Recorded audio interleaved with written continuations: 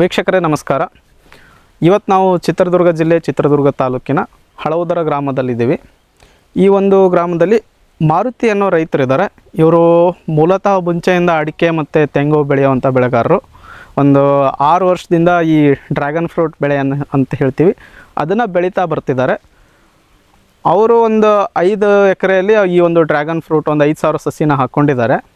ಅವರು ಯಾವ ರೀತಿ ಇದನ್ನು ಬೆಳೀತಿದ್ದಾರೆ, ಇತ್ತೀಚಿನ ಒಂದು ಮಾರುಕಟ್ಟೆ ಸವಾಲುಗಳೇನು, ಅವರು ಯಾವ ರೀತಿ ಅದಕ್ಕೆ ಪರ್ಯಾಯವಾಗಿ ಏನಾದರೂ ವ್ಯವಸ್ಥೆ ಮಾಡ್ಕೊಂಡಿದ್ದಾರಾ, ಅಥವಾ ಅವರು ಹೇಗೆ ಬೆಳೆದು ಏನಾದರೂ ಲಾಭ ಗಳಿಸ್ಕೊತಿದ್ದಾರಾ, ಅಥವಾ ಏನಾದರೂ ಸಮಸ್ಯೆ ಇದೆಯಾ ಅನ್ನೋ ಈ ಒಂದು ಪ್ರಶ್ನೆಗಳ ಬಗ್ಗೆ ಒಂದು ಮಾಹಿತಿಯನ್ನು ಅವ್ರ ಕಡೆಯಿಂದನೇ ಕೇಳ್ಕೊಂಡು ಬರೋಣ ಬನ್ನಿ. ಸರ್ ನಮಸ್ಕಾರ. ನಮ್ಮ ಫಾರಂ ಟಿವಿಯ ಕೃಷಿ ಋಷಿ ಅಂಗಳದಲ್ಲಿ ಕಾರ್ಯಕ್ರಮಕ್ಕೆ ತಮಗೆ ಸ್ವಾಗತ ಸರ್. Okay sir. ನಾವು ನಿಮ್ಮ ತೋಟಕ್ಕೆ ಬಂದಿದೆ ಸರ್. ನೀವು ಒಂದು ಏನಂತಾರೆ ಈ ಡ್ರ್ಯಾಗನ್ ಫ್ರೂಟ್ ಬೆಳೆನ ಹಾಕೊಂಡಿದ್ದೀರಿ ಸರ್. ನೀವು ಯಾವಾಗಿಂದ ಕೃಷಿ ಮಾಡ್ತಿದ್ರಿ? ನಿಮ್ಮ ಕೃಷಿ ಹಿನ್ನೆಲೆ ಏನು ಸರ್? ನಾನು 16ನೇ ವಯಸ್ಸಿಂದ ಕೃಷಿ ಮಾಡ್ತಾ ಇದ್ದೀನಿ. ನಿಮ್ಮ 16 ವಯಸ್ಸಿಂದ ಕೃಷಿ ಮಾಡ್ತಾ ಇದ್ದೀನಿ.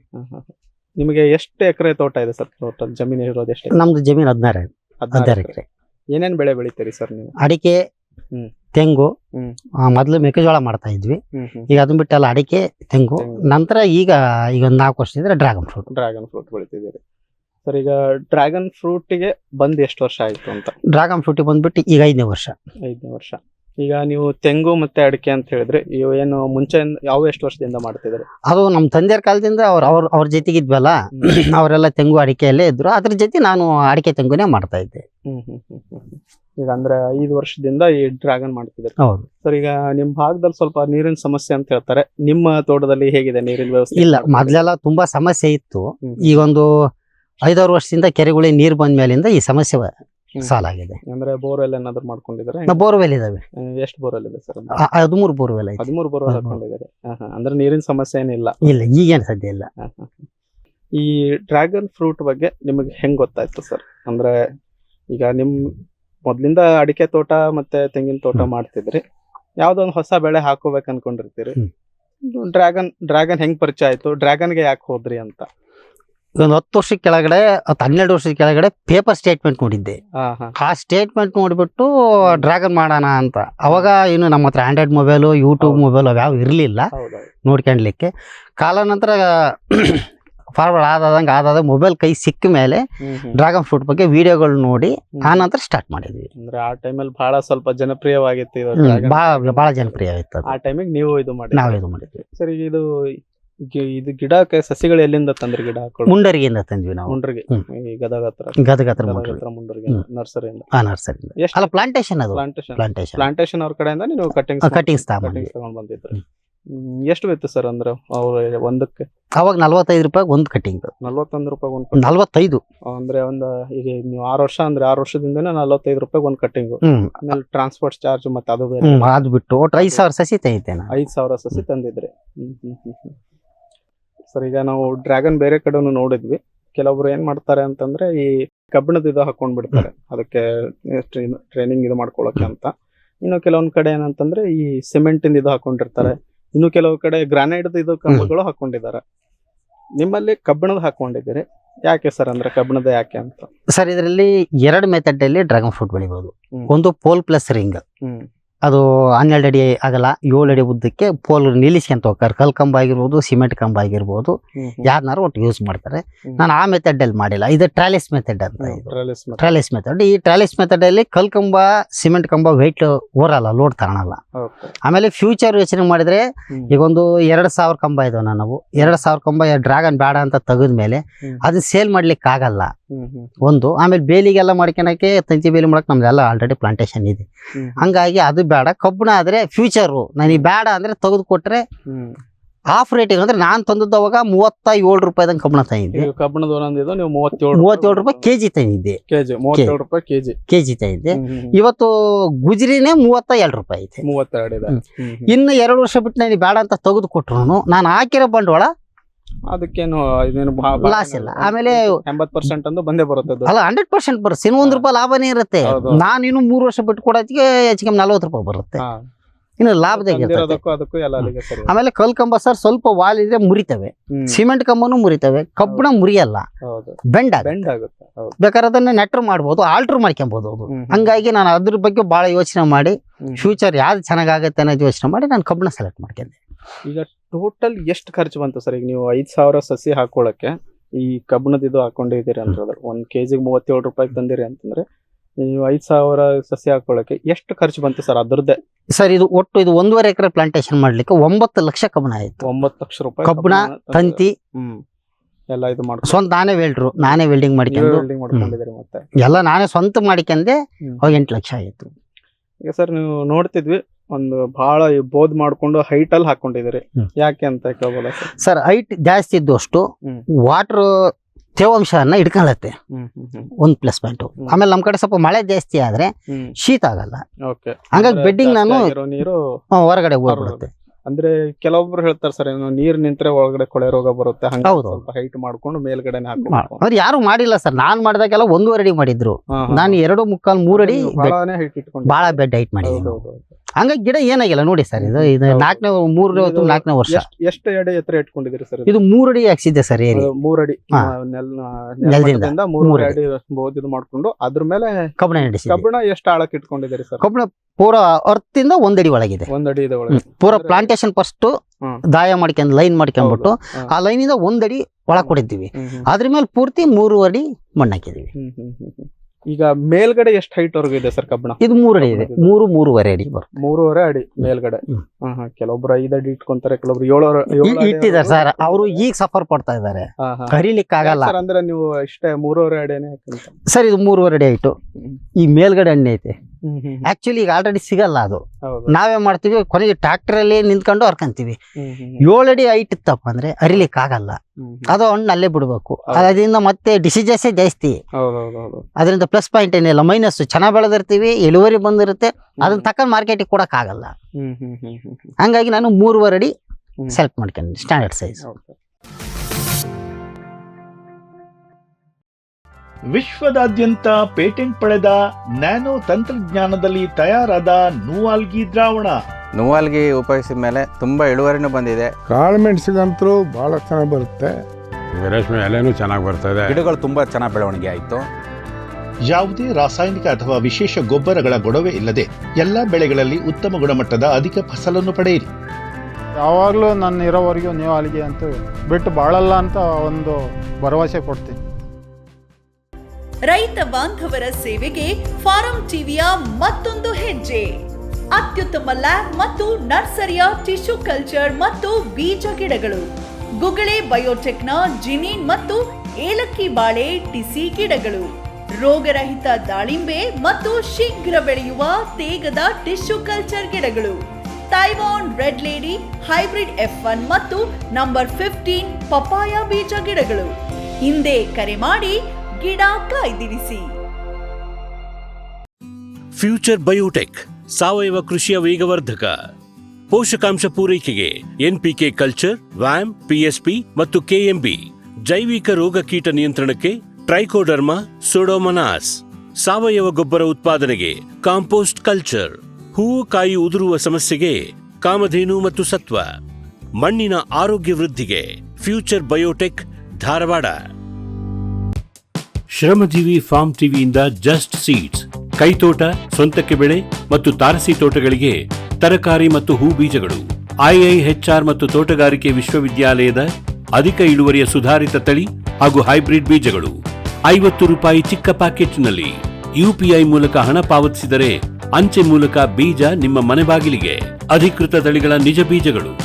ಫಾರ್ಮ್ ಟಿವಿಯ ಮೊಳಕೆ ಗ್ಯಾರಂಟಿ. Just seeds.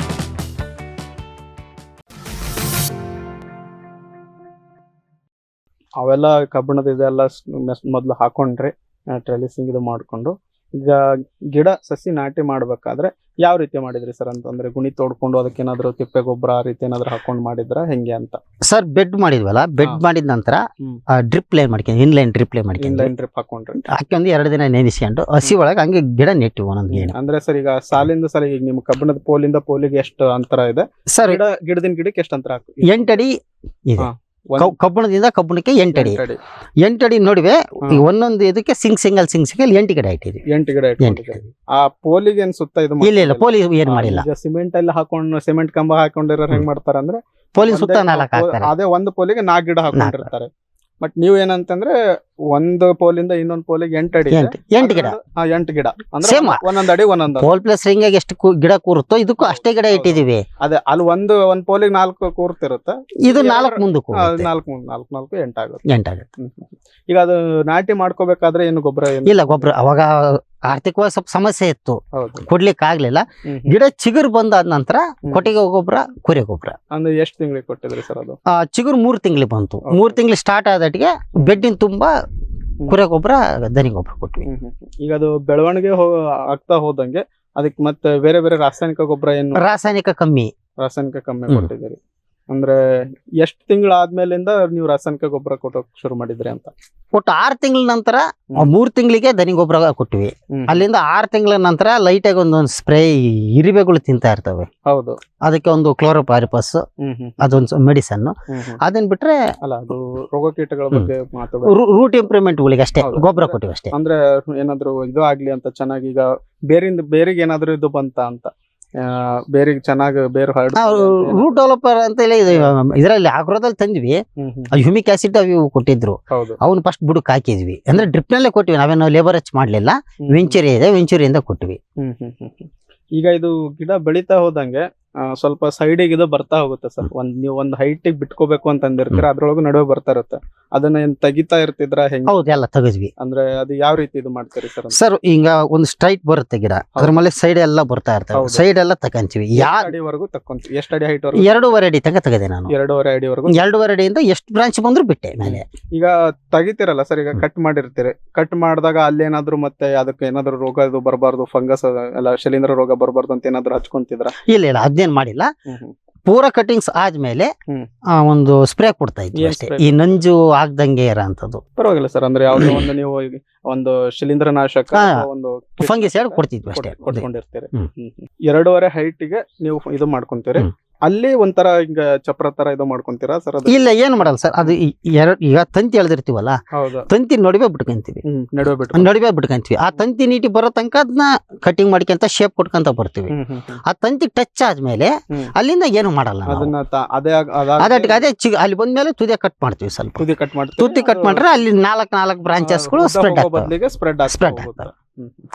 ಯಾವ ಟೈಮಲ್ಲಿ ನೀವು ನಾಟಿ ಮಾಡಿದ್ರೆ ಉತ್ತಮ ಅಂತ ಹೇಳ್ತೀವಿ? ಯಾಕೆ ಸರ್? ಇದು ಅಕ್ಟೋಬರ್ ನವೆಂಬರ್ ಇಂದ ನಾಟಿ ಮಾಡೋದು ಸೂಕ್ತ.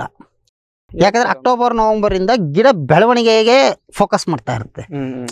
ಯಾವ್ದೇ ಸ್ಟೆಮ್ ಆಗ್ಲಿ, ಈ ಸ್ಟೆಮ್ ಆಗ್ಲಿ, ಯಾವ್ದೇ ಸ್ಟೆಮ್ ಆದ್ರೂ ಕೂಡ ಅಕ್ಟೋಬರ್ ನವೆಂಬರ್ ಇಂದ ಬೆಳವಣಿಗೆಗೆ ಫೋಕಸ್ ಮಾಡುತ್ತೆ. ಆ ಟೈಮ್ನಲ್ಲಿ ಹಾಕಿದ್ರೆ ಬೇಗ ಚಿಗುರು ಬರುತ್ತೆ. ನಮಗೆ ಬೇಗ ಚಿಗುರು ಬಂದು ಚಿಗುರು ಹೋಗ್ತಾ ಇರುತ್ತೆ. ನಾವು ಜೂನಿಗೆ ಹಾಕಿದ್ರೆ ಯಾವ ಕಾರಣಕ್ಕೂ ಬೇರ್ ಬರುತ್ತೆ, ಚಿಗುರು ಬರಲ್ಲ. ರೈತರಿಗೆ ಏನಾಗುತ್ತೆ ಅಂದ್ರೆ, ಯಾಕಂದ್ರೆ ಗಿಡ ಹಾಕಿ 5 ತಿಂಗಳಾಯ್ತು ಚಿಗುರು ಬರಲಿಲ್ಲ, 6 ತಿಂಗಳಾಯ್ತು ಚಿಗುರು ಬರಲ್ಲ. ಅದು ಚಿಗುರಿನ ಮೂಡೆ ಇರಲ್ಲ ಅದರಲ್ಲಿ. ಅದೇನಿದ್ರು ಪ್ರೊಡಕ್ಷನ್ ಅಷ್ಟೇ. ಅವಾಗ ಅಕ್ಟೋಬರ್ ತಿಂಗಳಿಗೆ ಹಾಕಿದ್ರೆ ಒಳ್ಳೇದು. ಅಕ್ಟೋಬರ್ ಇಂದ active growth resting period seedling ಅಷ್ಟೇ. ಅದು ಏನಿದ್ರು ಹಣ್ಣು ಬರಕಷ್ಟೇ ಅವಾಗ ಆ ಟೈಮು. ಈ ವರ್ಷ ಆಗಸ್ಟ್ ಸೆಪ್ಟೆಂಬರ್ ನಲ್ಲಿ ಚಿಗುರು ಬರೋದು, ಈ ವರ್ಷ ಬಂದಿಲ್ಲ. ಈಗ ನಾಟಿ ಮಾಡಿ ಎಷ್ಟು ತಿಂಗಳಾದ್ಮೇಲೆ ಈಗ ಹೂ ಬರೋಕ್ ಶುರು ಆಗುತ್ತೆ ಸರ್? ಸರ್ ಜನವರಿಯಲ್ಲೇ ನಾಟಿ ಮಾಡಿದ್ದೆ ನಾನು.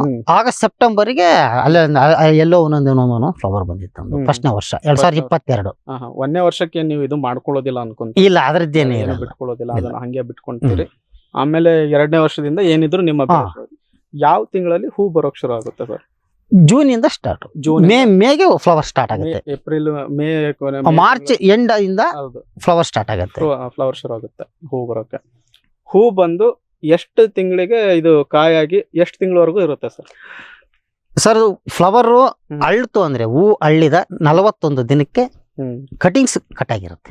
ಅಂದ್ರೆ ಈಗ ಹೆಂಗಂತಂದ್ರೆ ಎಲ್ಲ ಅಷ್ಟು ಹೂಗಳು, ಎಲ್ಲಾ ಗಿಡದಲ್ಲೂ ಹೂಗಳು ಒಂದೇ ಸಲ ಬರ್ತಾವ, ಅಥವಾ ಈಗ ಒಂದೊಂದ್ ಗಿಡದಲ್ಲಿ ಬರ್ತಾ ಹೋಗ್ತವೆ, ಆಮೇಲೆ ಅದು 45 ದಿವಸಕ್ಕೆ ಬಂದಂಗೆ ನೀವು ಕಟಾವ್ ಮಾಡ್ಕೊಂತ ಹೋಗ್ತೀರಿ, ಫಸ್ಟ್ ಬ್ಯಾಚ್, ಸೆಕೆಂಡ್ ಬ್ಯಾಚ್ ಅಂತ, ಆ ರೀತಿ?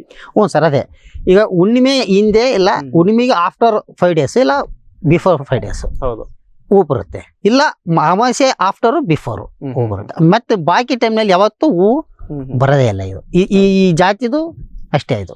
ಈಗ ಎಲ್ಲವೂ ಆಲ್ ಓವರ್ ಕರ್ನಾಟಕ ಒಂದೇ ಟೈಮು. ಹ್ಮ್ ಹ್ಮ್ ಹ್ಮ್ ಹಂಗಾಗಿ ಮಾರ್ಕೆಟಿಂಗ್ ಸಮಸ್ಯೆ ಇದು. ಹೌದು ಈಗ ನಂದು ಫ್ಲವರ್ ಸ್ಟಾರ್ಟ್ ಆಗಿದೆ. ಹೌದು ನನ್ನಂತ ಒಂದು 1000 ಎಕರೆ ಇವತ್ತು ಫ್ಲವರ್ ಸ್ಟಾರ್ಟ್ ಆಗಿರುತ್ತೆ. ಹೌದು 1000 ಎಕರೆನು 2 ದಿನ ಒಟ್ಟು 4 ದಿನದೊಳಗೆ, 4 ರಿಂದ 5 ದಿನ, ಸೋಮವಾರದಿಂದ ಶನಿವಾರದೊಳಗೆ ಅಷ್ಟು ಎಕರೆ ಪ್ಲಾಟ್ನಗಳದ್ದು ಕಟಿಂಗ್ಸ್ ಬರ್ತದೆ ಒಂದೇ ಪಟೆ.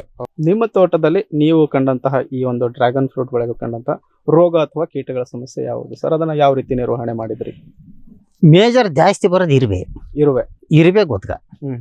ಈ ಮೊಗ್ಗು ತಿಂತವು, ಮೊಗ್ಗು ತಿಂತವೆ, ಎಳೆ ಚಿಗುರು ತಿಂತವೆ. ಹೌದು, ಆ ಮೊಗ್ಗು ಏನೋ ಸ್ವಲ್ಪ ರುಚಿ ಪದಾರ್ಥ ಬಿಟ್ಟಂಗ್ ಬಿಡುತ್ತೆ, ಅದಕ್ಕೆ ಆಕರ್ಷಿತವೆ.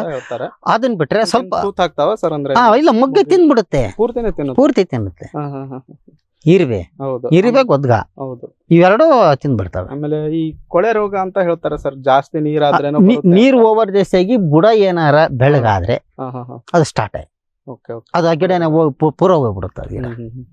ಇನ್ನು ಕೆಲವೊಂದ್ ಕಡೆ ನಾವು ಕೇಳ್ತಿದ್ವಿ ಸರ್, ಕೆಲವೊಬ್ರು ರೈತರು ಅವರು ಇದು ಹೇಳ್ತಿದ್ರು, ಬಿಸಿಲು ಜಾಸ್ತಿ ಆದ್ರೂ ಕೂಡ ಇದು ಬರ್ನ್ ಆಗಿ ಇದಾಗೋಕ್ ಶುರು ಆಗುತ್ತೆ. ಸನ್ ಬರ್ನ್ ಅದು ಸರ್ ನವೆಂಬರ್ ಇಂದ ಬೇಸಿಗೆಯಲ್ಲಿ ಈ 3 ಕಡೆ ಗಾಳಿ ಬೀಸುತ್ತಲ್ಲ, ಬಿಸಿ ಗಾಳಿ, ಟೆಂಪರೇಚರ್ ಬೇರೆ ಜಾಸ್ತಿ ಇರುತ್ತೆ, ನೇರವಾಗಿ ಶೇಡ್ ಆಗತ್ತೆ. ಇದಕ್ಕೆ ನೇರವಾಗಿ ಶೇಡ್ ಆಯ್ತು ಅಂದಟ್ಟಿಗೆ ಎಲ್ಲೋ ಟರ್ನ್ ಆಗುತ್ತೆ, ಹಳದಿ ಬಣ್ಣಕ್ಕೆ ತಿರುಗ್ತು ಅಂದ್ರೆ ಮುಗಿತು. ಅದು ಮಳೆ ಬಂದಟ್ಟಿಗೆ ಅದ್ರ ತುಂಬಾ ನೀರು ತುಂಬಿಕೊಂಡು ಅದು ಅವಾಗ್ಲೇ ಇಮಿಡಿಯೇಟ್ ಅದನ್ನ ವರ್ಕ್ ಮಾಡ್ಕೊಂಡು ಹತೋಟಿ ತಂದ್ಕಂದ್ರೆ ಪ್ಲಾಂಟೇಶನ್ ಇರ್ತತೆ.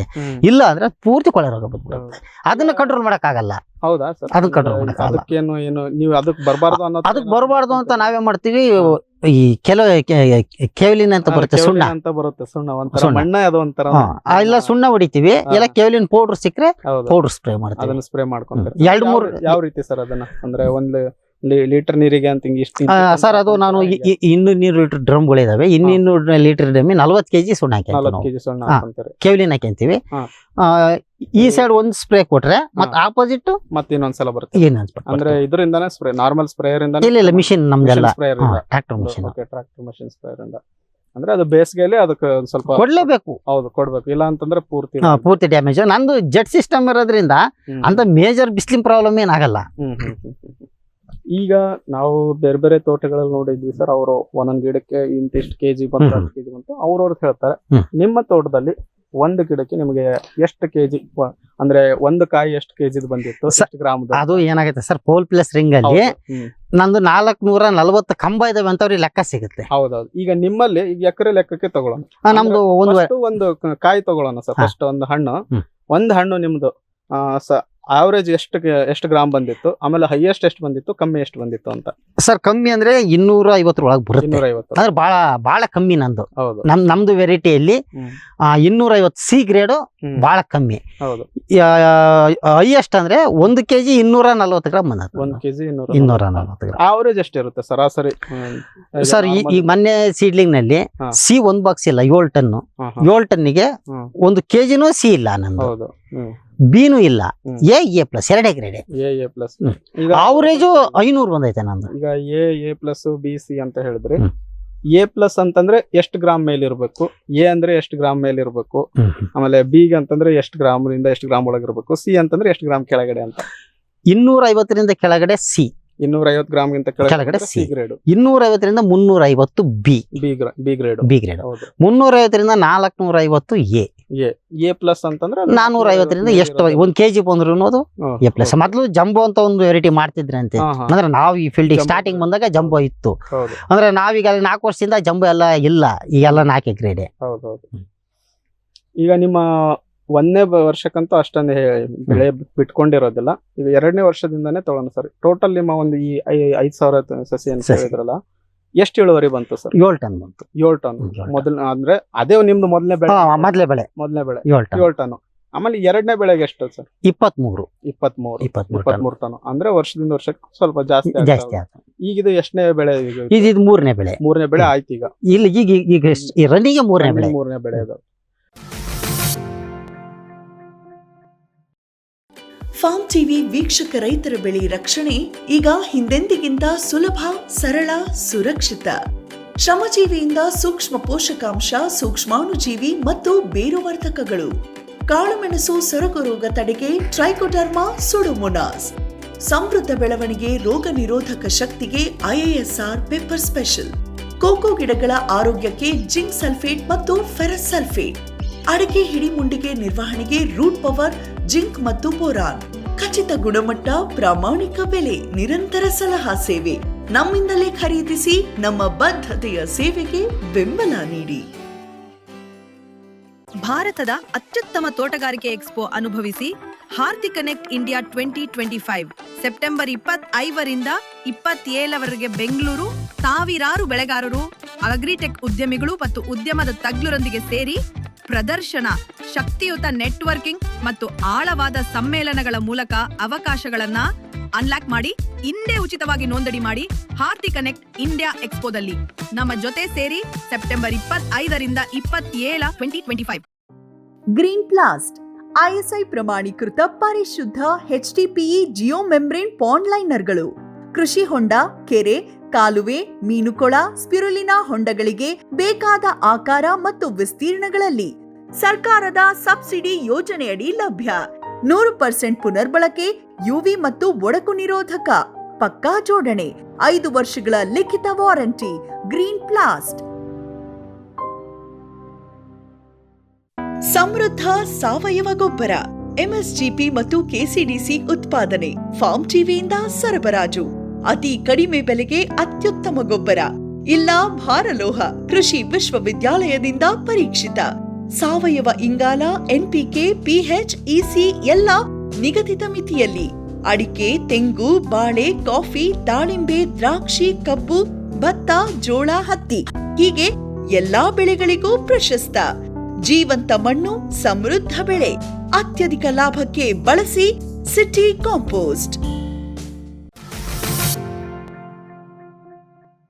ಒಂದೇ ಬೆಳೆ ತೆಗೆದಾಗ ನಿಮಗೆ ರೇಟ್ ಎಷ್ಟು ಸಿಕ್ಕಿತ್ತು ಮಾರ್ಕೆಟಲ್ಲಿ?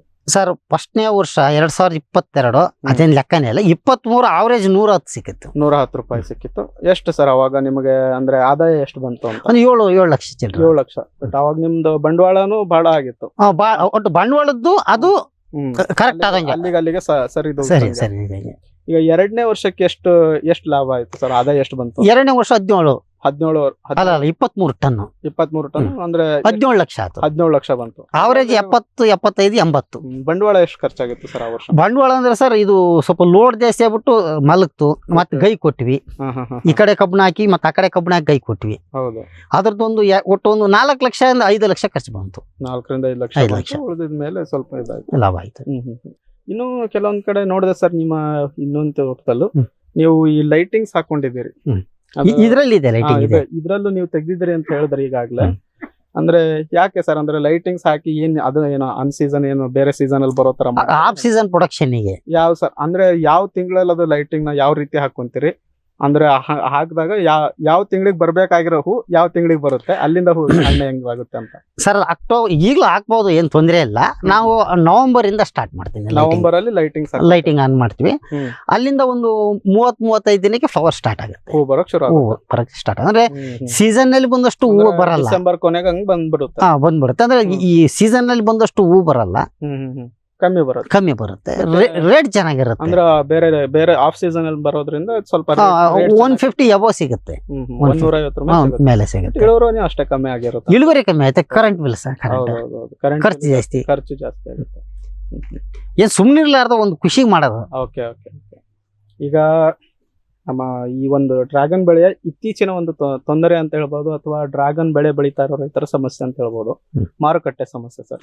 ಇತ್ತೀಚೆಗೆ ಅದು ಬಹಳ ವಿಪರೀತ ಜಾಸ್ತಿ ಆಗಿದೆ ಅನ್ನೋ ತರಾನೇ ಇದೆ. ಈಗ ನೀವು ಹೇಳಿದ್ರಿ ಸರ್, ನಿಮ್ ಮಾರುಕಟ್ಟೆ ಎಲ್ಲಿ ಮಾಡ್ತೀರಿ? ಇಲ್ಲಿಂದ ಎಲ್ಲ ಬೆಂಗಳೂರಿಗೆನಾ ಸರ್? ದಾವಣಗೆರೆಗೆ ದುರ್ಗಾನು ಕೊಡ್ತೀವಿ, ಬೆಂಗಳೂರು ಕೊಡ್ತೀವಿ, ಬಾಂಬೆನೂ ಕಳಿಸ್ತೀವಿ. ಹೌದು. ಅದ್ರ ಮೇಲೂ ಜಾಸ್ತಿ ಆದ್ರೆ ಹೈದರಾಬಾದ್ ಹೋಗ್ತೀವಿ. ಹೌದು. ಈಗ ನೀವು ಎದುರಿಸಿರೋ ಮೊದ್ಲು ಏನೋ ಚೆನ್ನಾಗಿತ್ತು, ನೀವು ಫಸ್ಟ್ ಮೊದ್ಲಿಗೆ ತಂದು ಹಾಕೊಂಡಾಗ ಇತ್ತೀಚೆಗೆ ಮಾರುಕಟ್ಟೆ ಸಮಸ್ಯೆ ಬಹಳ ಇದೆ ಅಂತ ಹೇಳ್ತಾರೆ. ನೀವು ಎದುರಿಸಿರುವಂತಹ ಮಾರುಕಟ್ಟೆ ಸವಾಲುಗಳೇನು, ಅದನ್ನ ನೀವು ಯಾವ ರೀತಿ ನಿರ್ವಹಣೆ ಮಾಡ್ತಾ ಇದ್ದೀರಿ? ಆಮೇಲೆ ರೈತರಿಗೆ ನೀವು ಯಾವ ರೀತಿ ಈ ಬೆಳೆ ಮಾರುಕಟ್ಟೆ ಬಗ್ಗೆ ಇವಾಗಿನ ಪರಿಸ್ಥಿತಿ ಹೇಗಿದೆ, ಮತ್ತೆ ಅದಕ್ಕೆ ತಕ್ಕಂಗೆ ನೀವು ಏನು ಅವರಿಗೆ ಒಂದು ಸಜೆಷನ್ ಕೊಡ್ತೀರಿ ಅಂತ? ಸರ್ ಇದು ಮಾರುಕಟ್ಟೆ, ಇದು ಬುದ್ಧಿವಂತಿಕೆ ಅನ್ನೋದು ಏನಿಲ್ಲ ಸರ್ ಇದ್ರಲ್ಲಿ. ಎಲ್ಲಾ ರೈತರದು ಒಂದೇ ಸಲನೇ. ಈಗ ಎಲ್ಲಾರ್ದು ಒಂದೇ ಪಟ್ ಫ್ಲವರ್, ಎಲ್ಲಾರ್ದು ಒಂದೇ ಪಟ್ಟೆ ಒಂದೇ ಸಲ ಬರೋದ್ರಿಂದ ಒಂದೇ ಸಲ ಪ್ರೊಡಕ್ಷನ್ ಬಂದು ಈಗ ಸ್ಟಾಪ್ ಆಗ್ಬಿಡ್ತೈತಿ, ಈಗ ಎಲ್ಲಿ ಹಣ್ಣಿಲ್ಲ. ಹೌದು. ಎಲ್ಲಿ ಹಣ್ಣಿಲ್ಲ. ಹೌದು ಅದು ಏನಾಗೈತೆ ಅಂದ್ರೆ ಮಾರ್ಕೆಟಿಂಗ್ ನಾನು ಅಲ್ಲಿ ಮಾರ್ತೀನಿ ಇಲ್ಲಿ ಮಾರ್ತೀನಿ ಇವೆಲ್ಲ ಸುಳ್ಳು. ಮಾರೋದು ತುಂಬಾನೇ ಕಷ್ಟ, ಬಹಳ ಕಷ್ಟ ಅಂತ ಹೇಳ್ತಾರೆ. ಈಗ 1 ಟನ್ನು 2 ಟನ್ ಬೆಳೆಯಕಾರ ನನಗೆ ಯೋಚನೆ ಇರಲಿಲ್ಲ. ದಾವಣಗೆರೆಗೆ ಹೋಗಿ 50 kg, ಬೆಂಗಳೂರಿಗೆ 50 kg ಕೊಟ್ಟು ಮಾರ್ಕೊಂತಿದ್ದೆ. ಈಗ 10 ಟನ್ ಒಂದೇ ಪಟ್ಟು ಬಂದ್ರೆ ಹೇಳಿದ್ರಿ ಈಗ 25-27 ಟನ್ ಎಲ್ಲ ಬಂತು ಅಂತ. ಅಷ್ಟು ಬಂದಾಗ ಏನು ಆಮೇಲೆ ಬಹಳ ದಿವಸ ಇಡಕ್ಕೂ ಬರಲ್ಲ. ಹೌದು, ಯಾರ ರೈತರು ಅಂತಲ್ಲ, ಇದು ಮಾಡೋದ್ ನೋಡಿ ಸರ್, ಇದು ಹೆಂಗ್ ಬಂತು ಹಂಗೆಯ. ಇಲ್ಲಿ ಯಾರು ನಾನು ಅನ್ನೋರು ಯಾರು ಉಳಿದಿಲ್ಲ ಈ ಮಾರ್ಕೆಟ್ನಾಗೆ. ಈ ಮಾರ್ಕೆಟ್ ನಾನು ಎಲ್ಲಿ ಬೇಕಾದ್ರು ಮಾರ್ತೀನಿ ಅನ್ನೋರು ಯಾರಿಲ್ಲ. ಎಲ್ಲಿ ಬೇಕಾದ್ರು ಮಾರ್ತೀನಿ ಅಂದ್ರೆ 30 ರೂಪಾಯಿ ಮಾರ್ಬೋದು. ಅಂದ್ರೆ ಅದೇ ಹೇಳ್ತಾರೆ ಸರ್ ಕೆಲವೊಬ್ರು ರೈತರು, ನಾನು ಎಲ್ಲಿ ಎಷ್ಟು ಬೆಳೆದ್ರೆ ನಾನು ಮಾರ್ತೀನಿ, 100 ಅಲ್ಲ 50 ರೂಪಾಯಿ ಇರೋ ಜಾಗದಾಗ 20 ರೂಪಾಯಿ ಕೊಡ್ತೀನಿ ಅಂದ್ರೆ ಅಷ್ಟು ಬಸ್ಗೆ ಹೋಗ್ತಾರೆ, ಯಾವ್ದು ಉಳಿಸಲ್ಲ.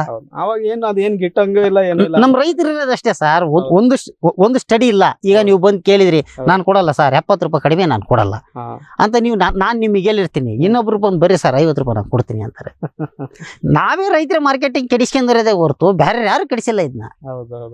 ಮತ್ತೆ ಇದು ನೋಡ್ಕೊಂಡು ಟ್ರೇಡರ್ಗಳು ಅದನ್ನೇ ಬರೀತಾರೆ ಅಷ್ಟೇ. ಅವರೇ ನೋಡಪ್ಪ ನೀನ್ 70 ಅಂತ ಅವನು 60 ಕೊಡ್ತೀನಿ ಅಂತಾನೆ, ಮತ್ತೆ ಹೆಂಗ್ ನೋಡು ಅಂತಂದ್ರೆ ಮತ್ತೆ ನಾನು ಅವ್ರಿಗೆ ಕೊಡ್ಲೇಬೇಕು, 55 ಕೊಡ್ತೀನಿ ಬರ್ರಿ ಅಂತ ನೀವು. ಮತ್ತೆ ಅದೊಂದು ಪ್ರಶ್ನೆ ಸರ್, ಈಗ ನೀವು ಹೇಳಿದ್ರಿ ಈಗ ಬಹಳ ಸಮಸ್ಯೆ ಇದೆ, ಬೇಕಾ ಬಿಟ್ಟಿ ಬೆಲೆಗೆಲ್ಲ ಕೇಳ್ತಾರೆ, ಅಷ್ಟು ಕೊಡು ಇಷ್ಟು ಕೊಡು ಅಂತೆಲ್ಲ ಕೇಳ್ತಾರೆ ಟ್ರೇಡರ್ಸ್ ಬಂದಾಗ. ಇವಾಗ ಹೌದು ಸರ್, ಆ ರೀತಿ ಆದಾಗ ಏನ್ ಮಾಡ್ತೀರಿ? ಈಗ ನಿಮ್ಮ ಹತ್ರ ಇಳುವರಿ ಜಾಸ್ತಿ ಬಂದಿರುತ್ತೆ, ಮಾರ್ಕೆಟ್ ಅಲ್ಲಿ ರೇಟ್ ಇರೋದಿಲ್ಲ, ಅವಾಗ ಏನ್ ಮಾಡ್ತೀರಿ ಸರ್? ನೀವೇನಾದ್ರೂ ಪರ್ಯಾಯವಾಗಿ ಸರ್? ಪರ್ಯಾಯವಾಗಿ ನಾನು ಕೋಲ್ಡ್ ಸ್ಟೋರೇಜ್ ಮಾಡ್ಕೊಂಡಿದ್ದೀನಿ. ಕೋಲ್ಡ್ ಸ್ಟೋರೇಜ್ ಅಂದ್ರೆ ಏನ್ ಕೆಪಾಸಿಟಿ ಇದೆ ಸರ್ ಅದರದ್ದು? ನಂದು 10.5 ಟನ್ ಸ್ಟೋರೇಜ್. 10.5 ಟನ್ ಸ್ಟೋರೇಜ್ ಇದೆ. ಅದಕ್ಕೇನು ನೀವು ಹೆಂಗ್ ಸರ್, ಅದಕ್ಕೇನು ಎಷ್ಟು ಖರ್ಚು ಬಂತು ಏನು ಅಂತ? 8 ಲಕ್ಷ ಚಿಲ್ಲರ ಸ್ಟೋರೇಜ್ಗೆ ಆಯ್ತು. ಕೋಲ್ಡ್ ಸ್ಟೋರೇಜ್ಗೆ ಬಂದು ಅವರು ಬೆಂಗಳೂರಿಂದ ಬಂದು ಅದನ್ನ ಫಿಟ್ಟಿಂಗ್ ಮಾಡಿ ಆನ್ ಮಾಡಿ ಕೊಡ್ಲಿಕ್ಕೆ 8 ಲಕ್ಷ ಆಯ್ತು. ಯಾವ ಕಂಪನಿ ಗೊತ್ತಾ ಸರ್? ಗೊತ್ತು. ಯಾವ company? Atom cold company. Atom cold ಅವ್ರದ್ದು. ಅಂದ್ರೆ ಎಲ್ಲ ಅವರೇ ಬಂದು ಎಲ್ಲ ಇನ್ಸ್ಟಾಲೇಷನ್ ಮಾಡಿ ಸೆಟಪ್ ಮಾಡಿ ಎಲ್ಲ ಕೊಡ್ತಾರೆ. ಅದನ್ನ 8 ಲಕ್ಷ. ಎಷ್ಟು ವರ್ಷ ಆಯ್ತು ಸರ್? ಅದು ಎಷ್ಟು ವರ್ಷದಿಂದ ಮಾಡಿ? ಸರ್ ಇದು 2.5 ವರ್ಷ ಆಯ್ತು. 2 ವರ್ಷದಿಂದ ಮಾಡಿಸಿರೋದು. 10 ಟನ್ ಕೆಪಾಸಿಟಿ. 10 ton capacity. ಎಷ್ಟು ದಿನದವರೆಗೂ ಇಡಬಹುದು ಸರ್ ಅಂತಂದ್ರೆ? ಅದು ಬಹಳ ದಿನ ಇಡಕ್ ಬರಲ್ಲ ಸರ್. 8 ರಿಂದ 9 ದಿನ. 8 ರಿಂದ 9 ದಿನ ಬೇಡ, 10 ದಿನ ಇಡಬಹುದು. ಅಲ್ಲಿಗೆ ಸ್ವಲ್ಪ ಕ್ವಾಲಿಟಿ, ಕೀಪಿಂಗ್ ಕ್ವಾಲಿಟಿ ಚೆನ್ನಾಗಿರುತ್ತೆ. ಅದಕ್ಕೆ ಕೆಲವೊಂದು ಮೆಡಿಸಿನ್ ಬರ್ತವೆ. ಹೌದು, ಏನೇನ್ ಇದು ಮಾಡ್ಕೋಬೇಕು ಅಲ್ಲಿ? ಏನಾದ್ರು ನೀವೀಗ ಕೋಲ್ಡ್ ಸ್ಟೋರೇಜ್ ಅಲ್ಲಿ ಇದು ಮಾಡ್ಬೇಕು? ನಾವ್ ಎಕ್ಸಾಸಿಲ್ ಅಂತ ಇದೆ ಸರ್. ಎಕ್ಸಾಸಿಲ್ ಅಲ್ಲಿ ಎದ್ಬಿಟ್ಟು ಬ್ಯಾಕ್ಟೀರಿಯಾ ಅಂದ್ರೆ ಅಂತ ವೈರಸ್ಗಳು ಏನಾರ ಇದ್ರೆ ಸ್ಟೋರೇಜ್ ಒಳಗೆ ಬೇಗ ಡೆವಲಪ್ ಆಗ್ಬಿಡುತ್ತೆ. ಅದು ಹಂಗಾಗ್ಬಿಟ್ಟು ಎಕ್ಸಾಸಿಲ್ ಅಲ್ಲಿ ಎದ್ದಿ ಆ ಬ್ಯಾಕ್ಟೀರಿಯಾನೆಲ್ಲ ಕಿಲ್ ಮಾಡಿ ಆನಂತರ ಸ್ಟೋರೇಜ್ ಹಾಕ್ತಿವಿ. ನಾಳೆ ಮತ್ತೆ ತಿನ್ನೋದಲ್ಲ, ಮತ್ತೆ ಬೇರೆ ಏನ್ ಎಫೆಕ್ಟ್ ಆಗಬಾರ್ದು ಅಂತೇಳಿ ಆತರ ನಾವು ಫಸ್ಟ್ ಸಂಸ್ಕರಣೆ ಮಾಡಿ ಸ್ಟೋರಿಗೆ ಹಾಕೋದು. ಆಮೇಲೆ ಸ್ಟೋರಿಗೆ ಹಾಕ್ತಿವಿ. ಅದು ಸ್ಟೋರಿಗೆ ಹಾಕಿನೂ ಬಹಳ ಅಂದ್ರೆ ಜಾಸ್ತಿ ಅಂದ್ರೆ 10 ದಿವಸ ಇಡಬಹುದು. ಅದ್ರ ಮೇಲೆ ಇಡಕ್ ಆಗಲ್ಲ, ಆ ಕ್ವಾಲಿಟಿ ಕಳ್ಕೊಳ್ಳುತ್ತೆ. ಹೌದೌದು, ಅಷ್ಟೊಳಗೆ ನೀವು ಮತ್ತೆ ಮಾರಾಟ ಮಾಡ್ಲೇಬೇಕು. ಸರ್, ನೀವು ಇಷ್ಟೊತ್ತು ನಮ್ಮ ವೀಕ್ಷಕರಿಗೆ ಈ ಒಂದು ನಿಮ್ಮ ಡ್ರ್ಯಾಗನ್ ಫ್ರೂಟ್ ಬೆಳೆ ಬೆಳೆದು ಅದರ ಅನುಭವ ಆಮೇಲೆ ಮಾರುಕಟ್ಟೆ ಸಮಸ್ಯೆ ಬಗ್ಗೆ ಎಲ್ಲ ಬಹಳ ಚೆನ್ನಾಗಿ ವಿವರಿಸಿದ್ರಿ ಸರ್. ಇಷ್ಟೊತ್ತು ಮಾಹಿತಿ ನೀಡಿದ್ದಕ್ಕೆ ನಮ್ಮ ವೀಕ್ಷಕರ ಪರವಾಗಿ ಮತ್ತು ನಮ್ಮ ಫಾರಂ ಟಿವಿ ವಾಹಿನಿಯ ಪರವಾಗಿ ನಿಮಗೆ ಧನ್ಯವಾದಗಳು ಸರ್. Thank you sir. ವೀಕ್ಷಕರೇ, ನೀವು ಇಷ್ಟೊತ್ತು ನೋಡಿದ್ರಿ ಯಾವ ರೀತಿ ಮಾರುತಿಯವರು ಒಂದು ಈ ಡ್ರ್ಯಾಗನ್ ಬೆಳೆ ಬೆಳೆದು ಒಂದು ಬೆಳೀತಿದ್ದಾರೆ, ಮತ್ತು ವರ್ಷದಿಂದ ವರ್ಷಕ್ಕೆ ಯಾವ ರೀತಿ ಅವ್ರದ್ದು ಒಂದು ಇಳುವರಿ ಬರ್ತಾ ಇದೆ ಮತ್ತು ಅವರಿಗೆ ಎಷ್ಟು ಆದಾಯ ಬರ್ತಾ ಇದೆ ಅಂತ ಹೇಳಿದರು. ಆಮೇಲೆ ಅವರು ಈಗ ಸಾಮಾನ್ಯವಾಗಿ ಎಲ್ಲ ಕಡೆ ಏನಂತಂದರೆ ಈ ಒಂದು ಸಿಮೆಂಟ್ ಕಂಬ ಅಥವಾ ಗ್ರಾನೈಟ್ ಕಂಬನ ಹಾಕ್ಕೊಂಡು ಇದು ಮಾಡ್ತಿರ್ತಾರೆ. ಇವರು ಈ ಕಬ್ಬಿಣದ ಪೋಲ್ ಹಾಕ್ಕೊಂಡು ಈ ಟ್ರೆಲಿ ಸಿಸ್ಟಮ್ ಅನ್ನೋ ಥರ ಸ್ವಲ್ಪ ಬೇರೆ ಥರ ಮಾಡಿದ್ದಾರೆ. ಅದಕ್ಕೆ ಎಷ್ಟೆಲ್ಲ ಖರ್ಚು ಬಂತು ಅನ್ನೋದ್ರ ಬಗ್ಗೆ ಎಲ್ಲ ಹೇಳಿದರು. ಆಮೇಲೆ ವಿಶೇಷವಾಗಿ ಅವರು ಮಾರುಕಟ್ಟೆಯಲ್ಲಿ ಯಾವ ರೀತಿ ಒಂದು ಬೇಡಿಕೆ, ಈಗ ಒಂದೇ ಸಲ ಜಾಸ್ತಿ ಒಂದು ಇಳುವರಿ ಬಂದು ಎಲ್ಲ ರೈತರು ಒಂದೇ ಸಲ ಕೊಟ್ಟಾಗ ಯಾವ ರೀತಿ ಮಾರುಕಟ್ಟೆಯಲ್ಲಿ ಸಮಸ್ಯೆ ಆಗುತ್ತೆ, ಯಾವ ರೀತಿ ಸಡನ್ನಾಗಿ ಬೆಲೆ ಕಡಿಮೆ ಆಗಿ ಭಾಳ ನಷ್ಟ ಆಗುತ್ತೆ ರೈತರಿಗೆ, ಅದನ್ನು ಯಾವ ರೀತಿ ಅವರು ಎದುರಿಸ್ತಿದ್ದಾರೆ. ಆಮೇಲೆ ಈಗ ಹೊಸದಾಗಿ ಒಂದು ಡ್ರ್ಯಾಗನ್ ಫ್ರೂಟು ಬೆಳಿಬೇಕು ಅನ್ನೋ ರೈತರು ಬೆಳಿಬೇಕು ಬೇಡೋ ಅನ್ನೋದ್ರ ಬಗ್ಗೆನೂ ಅವರು ಭಾಳ ಚೆನ್ನಾಗಿ ವಿವರಿಸಿದರು. ಬೆಳಿಬೇಕಾದ್ರೆ ಯಾಕೆ, ಆಮೇಲೆ ಬೆಳಿಬಾರ್ದು ಅಂತಂದರೆ ಏನೇನೆಲ್ಲ ಸಮಸ್ಯೆ ಇದೆ ಅನ್ನೋದ್ರ ಬಗ್ಗೆ ಎಲ್ಲ ಹೇಳಿದರು. ಇಷ್ಟೊತ್ತು ಒಂದು ಈ ಡ್ರ್ಯಾಗನ್ ಫ್ರೂಟ್ ಬೆಳೆಯ ಬಗ್ಗೆ ಮತ್ತು ಅದರ ಮಾರುಕಟ್ಟೆ ಸಮಸ್ಯೆಗಳ ಬಗ್ಗೆ ಒಂದು ಮಾಹಿತಿ ನೀಡಿದಂತಹ ಮಾರುತಿ ಅವರಿಗೆ ನಿಮ್ಮ ಪರವಾಗಿ ಮತ್ತು ನಮ್ಮ ವಾಹಿನಿಯ ಪರವಾಗಿ ಧನ್ಯವಾದಗಳನ್ನು ಹೇಳ್ತಾ ಇವತ್ತಿನ ಕಾರ್ಯಕ್ರಮವನ್ನು ಇಲ್ಲಿಗೆ ಮುಗಿಸೋಣ. ನಮಸ್ಕಾರ.